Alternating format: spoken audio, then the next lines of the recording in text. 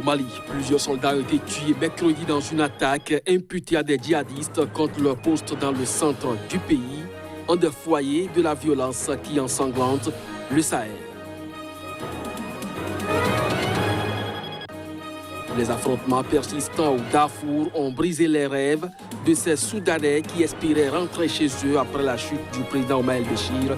Certains d'entre eux sont forcés de vivre dans les camps de réfugiés. Au Nigeria, colère et déception dans le rang des commerçants à Abuja pour cause de la fermeture d'un marché populaire et de 2 grands centres commerciaux, une décision suite au non-respect des mesures Covid.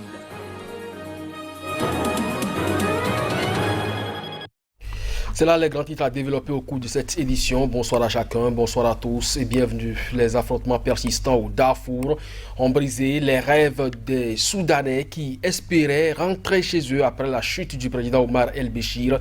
Certains d'entre eux sont forcés de vivre dans le camp d'attache où des centaines de milliers de personnes s'entassent dans des huttes en bois et en chaume. Reportage.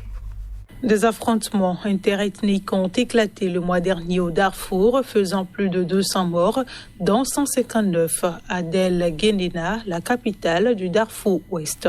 Ce sont des violences les plus meurtrières depuis la signature d'un accord de paix en octobre 2020 entre le gouvernement de transition mis en place après la chute d'Omar el-Béchir et plusieurs groupes rebelles, notamment du Darfour. Les violences des derniers jours dans la région ne semblent pas impliquer des groupes signataires de l'accord et interviennent 2 semaines après la fin de la mission de paix conjointe de l'ONU et de l'Union africaine MINUAD.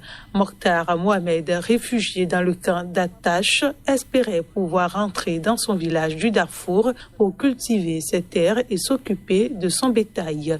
Mais hélas. Ce camp est comme une prison.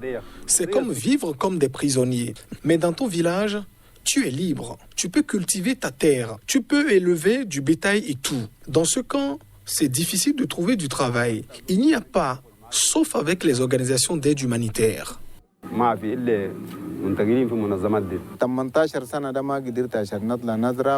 Je n'ai pas pu cultiver mes terres. Je n'ai pas de travail depuis 18 ans. Je vis grâce à l'aide alimentaire distribuée par la communauté internationale. Si la sécurité revient, peut-être que je rentrerai chez moi. Mais d'abord, les milices qui nous tuent et nous occupent doivent être désarmées. Le Soudan est gouverné par un gouvernement de transition depuis août 2019. Khartoum a promis de développer la région du Darfour et de juger le président déchu Omar el-Béchir pour son rôle dans le conflit de cette région et à offrir une compensation aux personnes touchées par la guerre. L'ancien président soudanais est détenu à la prison de Kober dans la capitale. Il a été inculpé pour corruption en décembre 2019. 4 soldats maliens ont été tués mercredi dans une attaque imputée à des djihadistes contre leur poste dans le centre du pays, un des foyers de la violence qui ensanglante le Sahel. C'est ce qu'ont indiqué des responsables sécuritaires maliens, mais aux dernières nouvelles, ce bilan est porté à 9. Le poste de Boni, entre Douentza et Ombori, dans la région de Mopti, a été attaqué vers 6 heures, heure locale et GMT, par des individus lourdement armés à bord de véhicules blindés, a dit un de ses responsables. Il a fait état, sous le couvert de l'anonymat, d'un bilan provisoire de plusieurs morts et blessés dans les rangs de l'armée. S'il est avéré, le recours à du matériel blindé par les djihadistes dans ce genre d'attaque est extrêmement rare. Le camp a subi des dégâts importants et les assaillants ont emporté beaucoup de matériel, a-t-il dit. Un responsable au ministère de la Sécurité a confirmé la mort de plusieurs soldats dans l'attaque. L'armée malienne a dit sur les réseaux sociaux avoir reçu l'appui aérien de Barkhane, la force anti-djihadiste française au Sahel.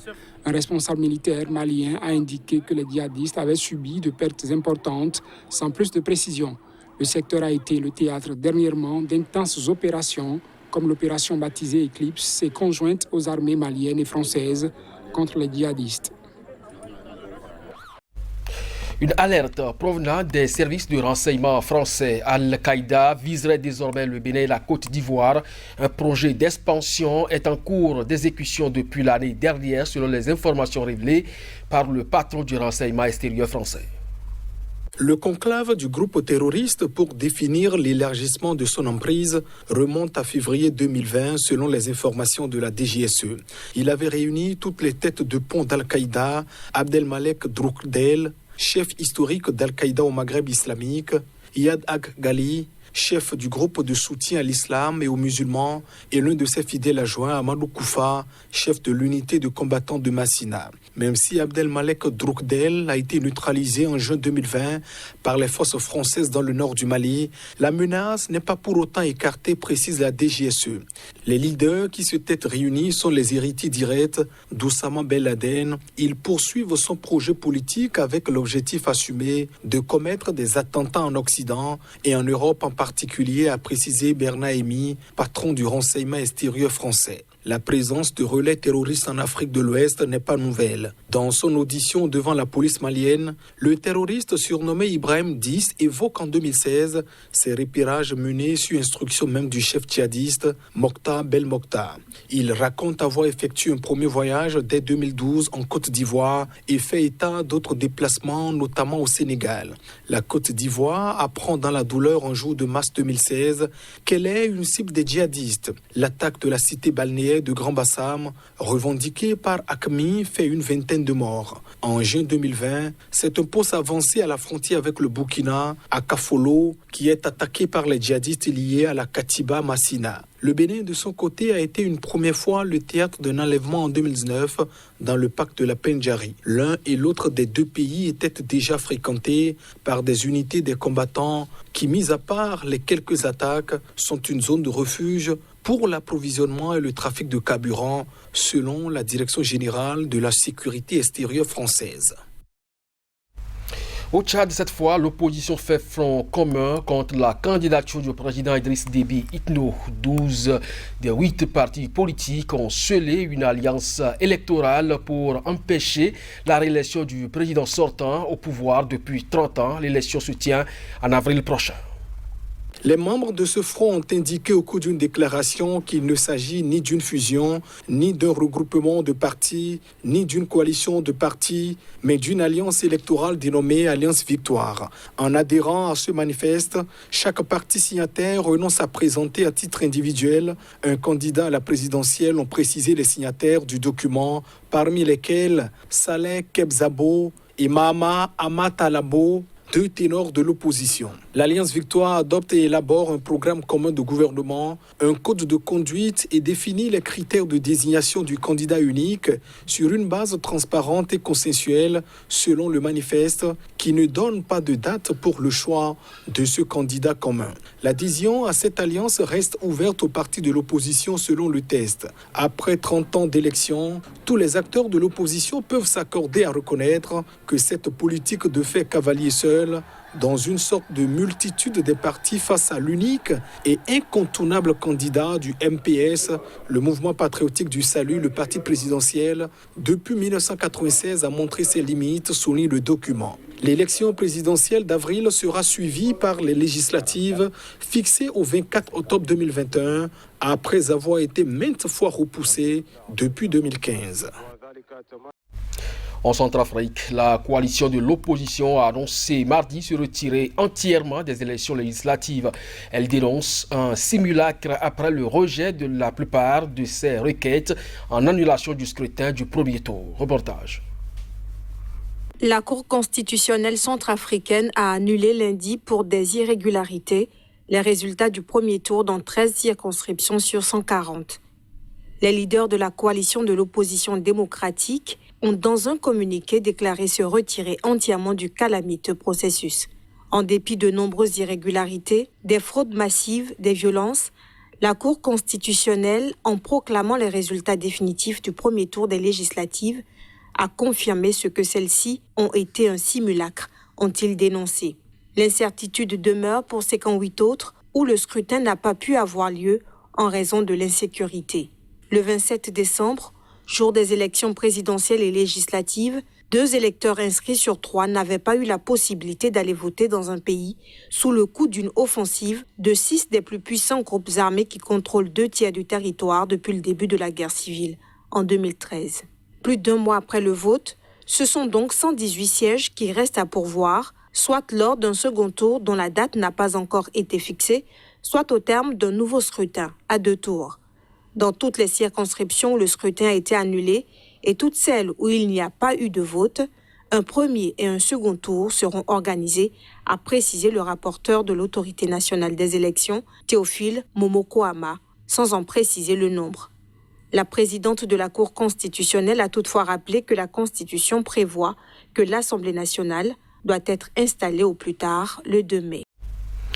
Au Nigeria, colère et déception dans le rang des commerçants à Abuja pour cause de la fermeture d'un grand marché populaire de 2 centres commerciaux également.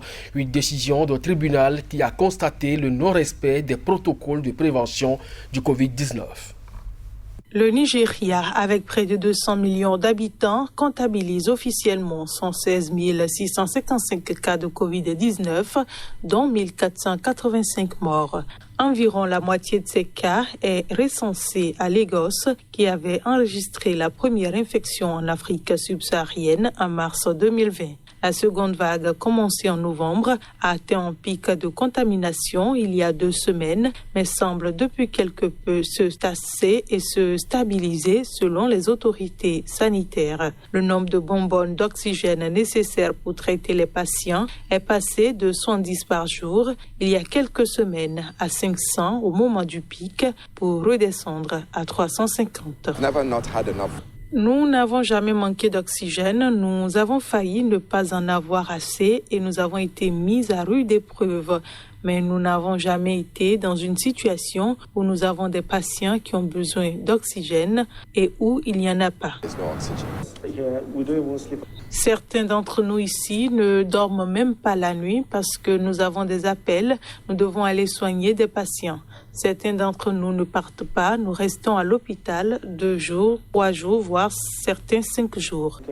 La deuxième vague de l'épidémie de Covid-19 se révèle plus meurtrière en Afrique, où le taux de mortalité dépasse désormais la moyenne mondiale, a annoncé jeudi le Centre de contrôle de prévention des maladies. Le taux de mortalité du nouveau coronavirus en Afrique s'établit désormais à 2,5% des cas recensés, au-dessus de la moyenne mondiale de 2,2%. L'Union africaine a annoncé la semaine dernière avoir commandé 270 millions de vaccins pour le continent, en plus de ceux prévus via le dispositif COVAX, une initiative de l'Organisation mondiale de la santé et de partenaires privés pour un accès équitable aux vaccins. Voilà qui referme cette édition. Merci de nous avoir suivis. Bonne suite de programme sur SICA. À très bientôt.